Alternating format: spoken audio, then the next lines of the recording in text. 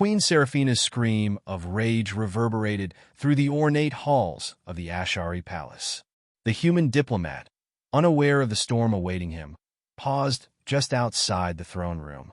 Gregory Thompson glanced nervously at the towering Ashari guards who flanked him, their iridescent scales glinting. Just then, Queen Seraphina's booming voice echoed, "Bring him to me. Now!" The guards exchanged uneasy looks before seizing Gregory's arms, dragging him through the doors. As they swung open, Seraphina stood before him, her blue scales shimmering ominously. "You dare come here, human?" she hissed, eyes blazing. "After what you've done?" Gregory's mind raced, desperately scanning for some diplomatic misstep he may have committed on a prior visit. "Your Majesty, I don't understand." "Silence," she interrupted, fury crackling in her voice. "Your seed has taken root. I carry a hybrid child within me." Her words hit Gregory like a punch. His gaze dropped, noticing for the first time the slight swell beneath her armored chest.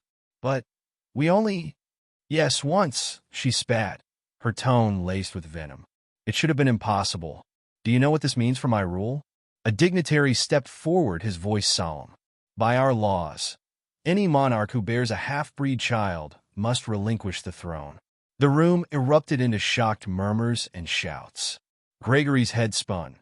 Ashari females often struggled for years to conceive, making his success with Seraphina on the first attempt unheard of. Outside the palace, news of the scandal spread with lightning speed. On Earth, officials at the Interplanetary Relations Office convened an emergency council. This could provoke an interstellar crisis, one advisor warned as they discussed the diplomatic fallout. Meanwhile, ambitious Ashari nobles, sensing opportunity, whispered among themselves, "The human's child might be the key to toppling Queen Seraphina," one murmured eagerly, his gaze alight with ambition. In the palace's medical wing, Seraphina submitted to tests confirming the rapid and unprecedented development of her hybrid pregnancy. Palace doctors, astonished by the swift progression, quickly lost control over the information, and news leaked to the public. Soon, crowds took to the streets, some rallying around the queen's predicament, while others decried it as a threat to Ashari purity. Gregory was thrown into a dim holding cell, his thoughts racing. How could a single night lead to this? The very fate of two civilizations now rested on his child's existence. He needed to escape, protect his unborn child, and somehow defuse the escalating tensions. In the early hours, as dawn crept over the Ashari capital, the cell door hissed open. A tall Ashari woman with shimmering opal scales entered, carrying a small medical case. "Ambassador Thompson," she addressed him.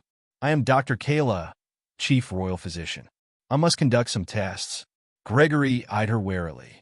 "What tests?" he asked, cautious but curious. "We need to understand this unprecedented conception."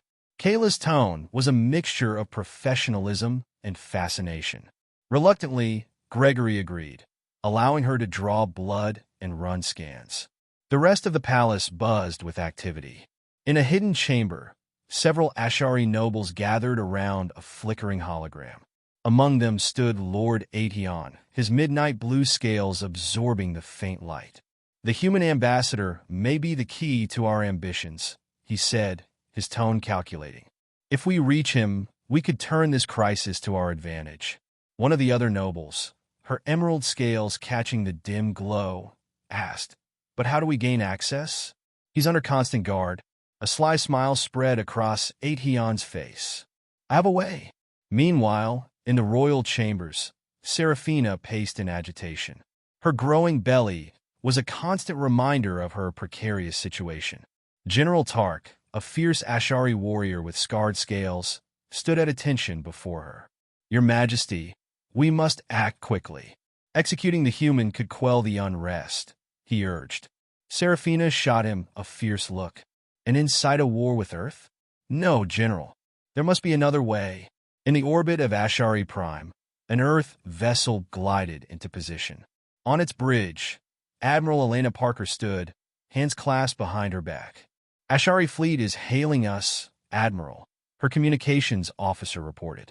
"Open the channel," she replied, her expression resolute. Let's hope diplomacy prevails. Back in Gregory's cell, Dr. Kayla's brow furrowed as she reviewed her findings. This is astonishing, she murmured. What is it? Gregory asked, tense. The embryo, she replied, glancing up, is developing at an accelerated rate, with enhanced traits from both species. This could have significant consequences. Gregory's mind whirled. What does that mean for the child? For the queen?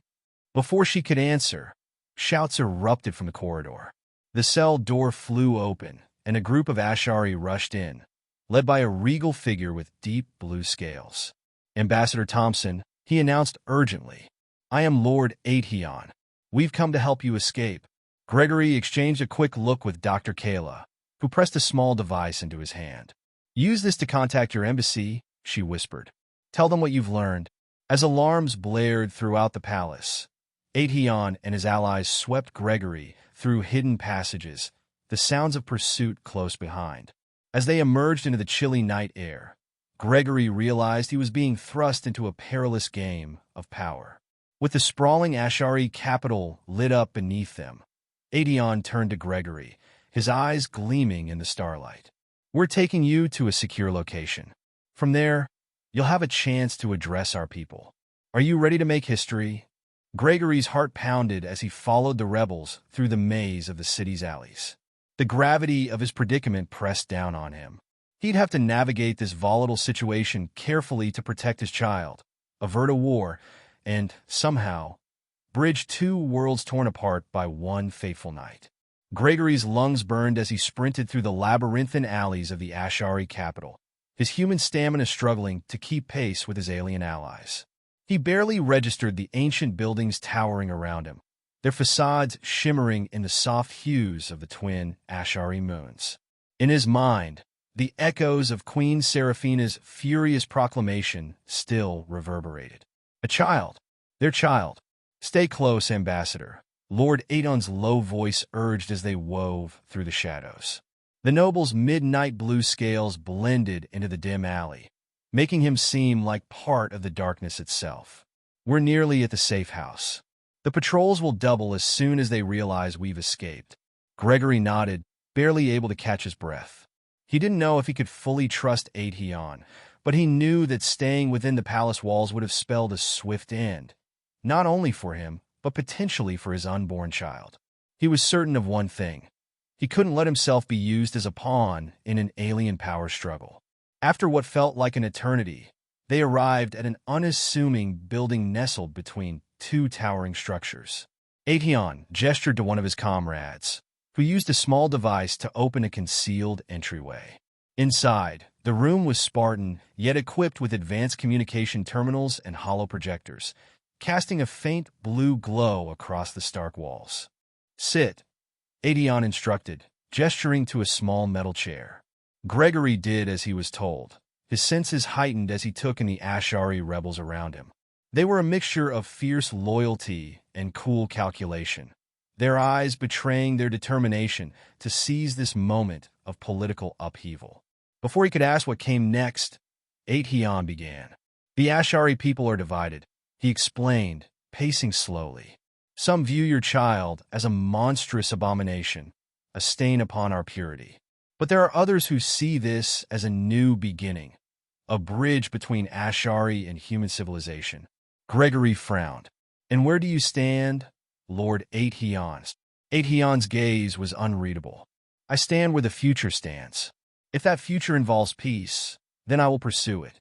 But if it demands bloodshed, his voice trailed off, his meaning unmistakable. You, Ambassador Thompson, are now that future. The weight of HFY's words settled over Gregory. He had never felt more unprepared, more out of his depth. Back on Earth, his duties as a diplomat had focused on routine negotiations and peaceful treaties. Now, he found himself thrust into a volatile situation that could destabilize both worlds. Still, he couldn't ignore the urgency. His child's very existence hung in the balance. Then what's your plan? Gregory asked, his voice steadying. Tonight, you will address the Ashari people, HFY declared, nodding toward the communications terminal. You must convince them of your peaceful intentions, and that your child is not a threat. If they hear it from you, it may help to sway public opinion. Gregory's pulse quickened. You really believe they'll listen? Perhaps. Or perhaps it will rally your enemies. HFY replied bluntly. But we must try. If you can turn public opinion, Queen Seraphina may have no choice but to negotiate, rather than demand your execution. Just then, the door to the safe house slid open, and Dr. Kayla stepped in, her opalescent scales catching the dim light. She had changed out of her medical garb into a more civilian cloak, but her presence here took Gregory by surprise. Doctor! Gregory rose, relief and confusion mingling in his gaze. Why are you here? Kayla's expression was somber. I couldn't stand by and watch this escalate without doing something. I've been running tests on your blood and the fetus's genetic material. She hesitated, glancing at HFY before continuing. What I found is unprecedented. HFY's eyes narrowed. Explain. Kayla looked directly at Gregory. Your child possesses an extraordinary combination of both human and Ashari genetics. But it goes beyond mere hybridization. There are signs of accelerated neural development, heightened immune response, traits that neither species alone could possess. In essence, this child has the potential to inherit the best of both species. Gregory's mind spun. Are you saying the child could be a kind of super being? Not in any sensational sense, Kayla clarified. But this child could bridge our worlds on a biological level. They represent a fusion of two species, with qualities that could reshape the future of both civilizations. HFY's jaw tightened as he absorbed this revelation. If what you say is true, Doctor, then the stakes are even higher. This child is not just a political complication. It is an unprecedented scientific and social phenomenon. Gregory felt a surge of fierce protectiveness. He didn't yet know how he felt about being a father, but he knew that he would protect this child with his life if he had to. Then we have to make sure that child is safe, and that Queen Seraphina isn't forced to abdicate over this. Kayla glanced away, troubled. There are forces within the Ashari court that would see the child's existence as blasphemy. And I fear Seraphina herself might feel torn. Her reign would be marked by an event that challenges centuries of tradition. Even if she has second thoughts about your execution, the voices surrounding her might drown out her reason. A silence fell over the room as the gravity of their situation settled in. Finally, HFY straightened. Enough talk. We'll have Gregory broadcast his message tonight, and we'll see where the chips fall. If we're to secure a peaceful path forward, we need to act decisively. As the group prepared the broadcast equipment, Kayla approached Gregory, a strange intensity in her gaze. Be careful what you say. You need the people's support, but don't alienate those who view the child as a threat. Gregory nodded, his mind racing as he mentally rehearsed his words. He understood that he was standing on a razor's edge, balancing diplomacy with the instincts of a father who would protect his child at any cost. The camera blinked to life, and HFY signaled that they were live. Gregory took a steadying breath and began. Ashari people, I come to you not as an outsider, but as someone who shares a connection with your own queen. A connection that has resulted in something unexpected and beautiful. A child that blends the legacy of both our worlds. I did not come here to disrupt your way of life, but to foster a bridge between our species. I ask that you see this child not as a threat, but as a new beginning, a symbol of hope, unity, and the potential for peace. Across the Ashari capital, holographic screens displayed Gregory's message to thousands of captivated viewers. Some watched with hope, others with anger or suspicion. In the royal palace, Seraphina's eyes narrowed as she listened, her heart caught in the tension between duty and something deeper. But not everyone was inclined to listen. In a shadowy corner of the palace, General Tark stood with a group of hardline Ashari nobles, his scarred scales glinting in the dim light. The people may waver, but we must not, he growled. This hybrid child must not be allowed to threaten our bloodline. As Gregory's message came to an end, a murmur of unease rippled through the safe house. HFY glanced at Gregory, his expression grim. You did well, but make no mistake. The path forward will be dangerous. General Tark and his followers will not take this lightly. Gregory squared his shoulders, feeling a newfound determination settle within him. Let them come. I won't back down. Outside, the Ashari capital was alive with the hum of unrest, and above them, the stars sparkled coldly, bearing silent witness to the unfolding crisis that would determine the fate of two worlds. Gregory's words echoed across the Ashari capital, and for a brief, fragile moment, a glimmer of hope bloomed in his heart. Perhaps, if enough Ashari understood the significance of his plea, they would see his child not as a threat, but as a bridge between their worlds. Yet, even as he spoke, he sensed the precarious nature of his position and of his life. The broadcast ended, and the room fell into silence, the air thick with tension. Lord Aetion watched Gregory with a calculating gaze, clearly weighing their next steps. "That was a bold move, Ambassador," Aetion said, folding his arms. "You may have swayed some, but Tark and his faction are loyal to ancient Ashari tradition. They view anything that taints our bloodline as an affront to our history. I doubt they'll back down easily." Gregory felt a pang of worry for Seraphina, who was undoubtedly wrestling with pressure from Tark's faction even now. If Queen Seraphina is willing to stand up to them, maybe there's a chance. Aetion's lips tightened. Seraphina's position is tenuous. She's bound by our laws, which demand purity of lineage. Tark and his supporters will use those laws to back their demands for her abdication. A soft chime rang out, signaling an incoming message on one of the terminals. Kayla moved quickly to check it, her fingers dancing over the display. Her face tightened as she read. "What is it?" Gregory asked, feeling a spike of dread. "It's from one of my sources inside the palace," Kayla said, looking up with alarm. "There's been a proclamation. General Tark is formally challenging Queen Seraphina's right to rule. He's rallying the noble houses to support him in forcing her abdication.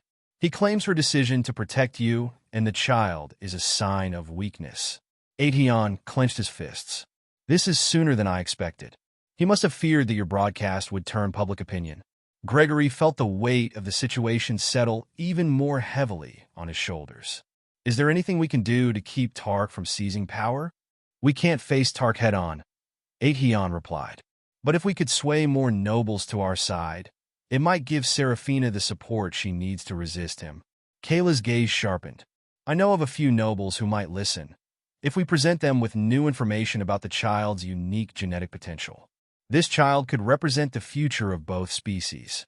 Gregory saw the fire in her eyes and felt a surge of gratitude. "Then we'll need evidence. We have to show them that this isn't just about politics or tradition, but about the survival of both our species." Aetion and Kayla exchanged glances, then Aetion nodded. "We'll make preparations, but you should be prepared for another confrontation. Tark won't sit idly by as we try to sway the nobles." Just then, one of Aetion's lieutenants burst into the room, his face flushed with urgency. "My lord, we have an intruder. They're demanding to speak with Ambassador Thompson." Gregory's pulse quickened. "An intruder? Who is it?" The lieutenant looked uneasy. "They claim to be from the human embassy." Gregory's heart raced. This could mean trouble. Earth's government hadn't officially sanctioned his actions since his capture, and he wasn't certain who from the embassy would be willing to intervene on his behalf. But he couldn't afford to ignore the possibility of an ally. "Let them in," Gregory said, steeling himself. Moments later, the doors slid open, revealing a tall woman with close-cropped black hair and sharp, calculating eyes. She was dressed in the tactical uniform of Earth's diplomatic security force, the Earth Alliance emblem emblazoned on her shoulder. Gregory recognized her instantly. Commander Elise Hart, his former colleague and one of the few people he'd trusted back on Earth. "Ambassador Thompson," she said, her voice cool, but carrying an undertone of urgency. "I came as soon as I could. Earth's government has grave concerns about your situation here, and the repercussions it may have." Gregory took a steadying breath, nodding. "Commander Hart, I didn't expect a rescue." She raised an eyebrow, her tone wry. "This isn't a rescue, Ambassador. This is damage control." Her gaze swept the room, taking in Aetion and Kayla with a critical eye. The Earth Alliance has authorized me to extract you, by force if necessary, before this situation escalates further. Gregory felt a swell of defiance. You expect me to abandon my child? To leave Seraphina to face this alone? Hart's eyes narrowed. This is bigger than your feelings, Gregory. The Alliance believes that if you remain, you'll destabilize the Ashari government, possibly igniting a conflict that could pull Earth into war. Before Gregory could respond, Kayla stepped forward, her voice sharp. And what of the child? Earth's government would abandon its own offspring. Hart turned her steely gaze to Kayla. The Alliance's first duty is to prevent conflict, not stoke it. The child is a complication Earth didn't ask for, one that jeopardizes millions of lives on both sides. Gregory clenched his fists. If Earth would leave my child to suffer under Tark's regime, then maybe I've been wrong about my loyalties. Commander Hart's expression softened slightly, but her tone remained firm. Gregory, I understand your emotions, but you're outnumbered and outgunned. We can't save everyone here. We need to get you out before it's too late. Aetion's voice cut through the tension, measured and calm. Ambassador Thompson is staying. His presence here could stabilize our factions and prevent Tark's uprising from gaining momentum. Hart opened her mouth to argue, but Kayla interjected, holding up a small holographic device. This contains proof of the child's unique genetic makeup and potential. If you take it back to Earth, it might convince the Alliance to reconsider its position. Hart took the device reluctantly, her gaze hardening. If I do this, I can't promise Earth's support for you here, but I will push for a reassessment. And if things go wrong, Gregory, there's only so much we can risk for one life, even if that life is yours. Gregory placed a hand on her shoulder. Thank you, Elise. I know the risks, but I can't walk away from this. Hart sighed, pocketing the device. Then I'll see what I can do. But if I return, it'll be with orders to extract you by force. Until then, stay alive. With a curt nod, she turned and left, her footsteps echoing down the hall. Gregory felt the air in the room relax slightly as she disappeared, though the weight of her words lingered. Aetion turned to him, his eyes glinting with determination. If we're to challenge Tark's faction, we must move swiftly. The nobles will be watching tonight's proclamation with bated breath. They'll want to see who stands with Seraphina and who will side with Tark. Kayla approached Gregory, her expression softened. I'll make arrangements to meet with key nobles who might be sympathetic. If we can show them that this child represents a future that benefits both species, they may defy Tark. Gregory nodded, feeling a renewed sense of purpose. Whatever it takes, I came here to foster peace between our worlds, and I won't let Tark destroy that. With a plan in place, Aetion's loyalists began assembling, readying themselves for the impending confrontation. As Gregory stepped outside, he looked up at the night sky, feeling the weight of two worlds on his shoulders. Somewhere out there, Queen Seraphina was likely facing the same storm, holding fast to her throne despite the forces conspiring against her. As they moved into position, Gregory felt the pull of his dual purpose, both as a diplomat representing Earth and as a father determined to protect his child. Whatever came next, he knew he would face it head-on, his heart steeled by a commitment he couldn't abandon. The fate of his child, and perhaps the galaxy, hung in the balance. The Ashari palace echoed with tension as Gregory and Aetion's loyalists moved through hidden corridors, each step taking them closer to the heart of the palace, and to the decision that would determine the fates of two worlds. Kayla led them, her sharp gaze fixed forward, her confidence unshaken even in the face of looming conflict.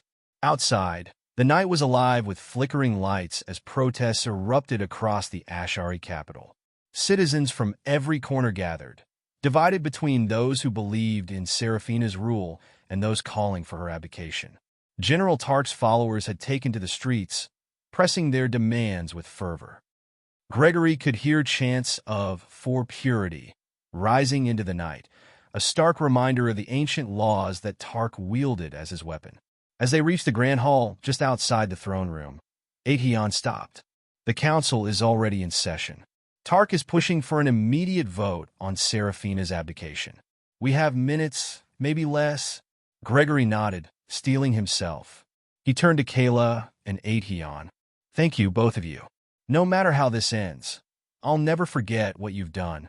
Kayla smiled, though her eyes were tinged with worry. You saved Seraphina's life once, Gregory. It's only right we try to save yours. With a final nod, Gregory squared his shoulders and pushed open the heavy doors of the council chamber. Inside, the council hall was already filled with Ashari nobles, each one robed in the colors of their houses. At the front of the chamber, Queen Seraphina stood tall, her hand resting on the swell of her abdomen. Her expression was resolute, though a flicker of relief crossed her face as she saw Gregory enter. General Tark stood opposite her, his crimson-scaled armor gleaming under the grand hall's lights, his stance rigid and uncompromising. He turned to Gregory with a sneer. The human dares show his face here again, Tark spat. Your presence has polluted this court long enough. Gregory ignored Tark's venomous gaze and approached Seraphina. He bowed slightly, acknowledging her position, before turning to the assembly. He could feel the weight of every eye on him, the gravity of the moment pressing down. Esteemed council members, he began, his voice steady, I know I am an outsider here, but my child, our child, is as much a part of this world as yours. Queen Seraphina and I didn't choose this path lightly, but our child's existence represents a new future, one that could unite us. A murmur rippled through the crowd. Tark raised a hand to silence them, his face twisted in disgust. Enough! The Ashari people have thrived by preserving the purity of our bloodlines. This child is an aberration, an insult to all we hold sacred. The queen's refusal to relinquish her throne is nothing less than treason. Seraphina's voice cut through Tark's accusations like steel. The Ashari have always thrived on strength, Tark. But true strength is the courage to adapt, to evolve. Rejecting this child out of fear will not protect us. It will only divide us. Tark's eyes narrowed. Then let us decide by tradition. He stepped forward, his voice resonating. According to ancient law, when a ruler brings disgrace upon their lineage, they must step down or face the blade of cleansing. The crowd gasped. The blade of cleansing was an ancient Ashari custom, a deadly challenge between the monarch and any contender for the throne. It was rarely invoked and always ended with bloodshed. Seraphina lifted her chin, unyielding. If that is your wish, Tark, then I accept. Gregory's heart pounded. Seraphina, no. This isn't the way. She turned to him, her gaze unwavering. Gregory, I must face him. This is the only way to preserve my rule and to secure a future for our child. Gregory clenched his fists, anger and helplessness swirling within him. Tark smirked, clearly relishing the opportunity to rid himself of both Seraphina and her unborn child. As the crowd formed a circle around the throne room, Tark took his place, unsheathing a long, gleaming blade from his belt. Seraphina approached him, her own blade drawn, her stance balanced and ready. Gregory felt a lump in his throat. Despite the calm determination in her eyes, she was no match for Tark's raw strength and skill. They circled each other, Tark's blade gleaming as he lunged forward. Seraphina dodged, her movements swift but strained, the weight of her pregnancy slowing her slightly. Tark's strikes were ruthless, each one barely deflected as Seraphina fought to hold her ground. In a flash, Tark's blade struck true, cutting across Seraphina's side. She staggered, a gasp escaping her lips as blood darkened her robe. Gregory's instincts took over, and he surged forward, ignoring the shocked gasps of the council. No, he shouted, moving between Seraphina and Tark, his hands raised. If you want her gone, you'll have to go through me. Tark's eyes glinted with satisfaction, his blade raised. As you wish, human. But before Tark could strike, a sudden flash of light filled the chamber. Commander Elise Hart appeared at the edge of the crowd, flanked by Earth Alliance soldiers, their weapons drawn and trained on Tark. That's enough. Hart barked, her voice echoing through the hall. Any harm to the Queen or Ambassador Thompson will be met with immediate retaliation from Earth. The Ashari nobles looked on in shock as the Earth soldiers advanced, creating a protective wall between Tark and Seraphina. Gregory exhaled, relief flooding him as he caught Seraphina's hand, steadying her. Tark spat in fury, his face twisting with rage. You think you can meddle in our affairs, human? You have no place here. Seraphina stepped forward, her voice clear and unyielding despite her injury. This is my kingdom, Tark, and I will rule it as I see fit. Our child will be a symbol of a new era. And you, she said, her voice growing colder, are banished from this court. The council erupted into whispers as Tark was escorted out, his defiance unbroken, but his power shattered. Gregory felt Seraphina's hand tighten in his, her strength anchoring him. As the crowd dispersed, Commander Hart approached, her expression softening slightly. You certainly know how to make things complicated, Ambassador. Gregory managed a smile. I suppose diplomacy is more than paperwork after all. Hart shook her head, sighing. Earth will have a lot to say about this, but for now, it seems you've won yourself a second chance. Seraphina turned to Gregory, her eyes filled with both relief and gratitude. Gregory, we have a long road ahead of us, but perhaps now, there's hope. He looked down at her, his hand resting gently on her shoulder. Together, we'll find a way to make this work. For us, for our child, and for both our worlds. Outside, the dawn was breaking, casting warm light across the palace grounds. In that fragile morning light, they stood side by side, united by a bond no one could sever, ready to face whatever challenges lay ahead. For the first time, Gregory felt certain. This was the beginning of a new era, one he would fight for, and one he hoped would finally bring peace.